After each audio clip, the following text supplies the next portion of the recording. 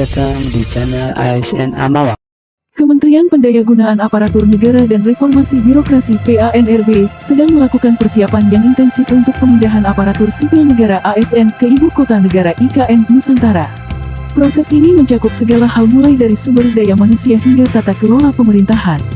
Lebih dari 12.000 pegawai, termasuk JPT Madya, JPT Pratama, jabatan administrator, jabatan fungsional, dan pelaksana dari 38 kementerian lembaga, akan dipindahkan secara bertahap ke IKN hingga Desember tahun 2024. Menteri PANRB Abdullah Aswar Anas menyatakan, penentuan jumlah pegawai ASN instansi pusat yang akan dipindahkan ke IKN dilakukan secara bertahap dengan memperhatikan beberapa prinsip, seperti skala prioritas peran atau tugas dan fungsi kementerian lembaga untuk menjamin efektivitas penyelenggaraan pemerintahan di IKN. Penetapan ASN yang akan dipindahkan ke IKN melibatkan beberapa tahapan. Pertama, Kementerian PANRB telah melakukan analisis untuk menentukan kementerian lembaga mana dan unit kerja yang menjadi prioritas untuk dipindahkan ke IKN. Hal ini bertujuan untuk memastikan kelancaran penyelenggaraan pemerintahan pada awal pemindahan, yang didukung oleh digitalisasi sistem pemerintahan.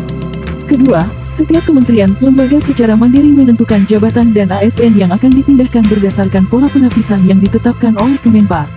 Beberapa kriteria yang diperhatikan dalam seleksi ASN termasuk kemampuan literasi digital, kemampuan multitasking, serta penerapan nilai-nilai berakhlak berorientasi pelayanan, akuntabel, kompeten, harmonis, loyal, adaptif, dan kolaboratif.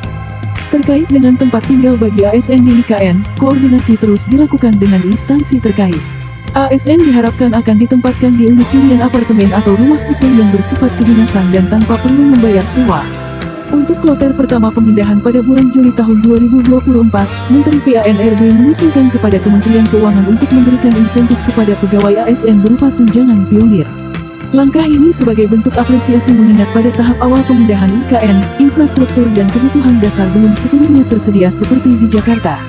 Anas menambahkan, pada dasarnya pegawai ASN siap untuk dipindahkan ke IKN.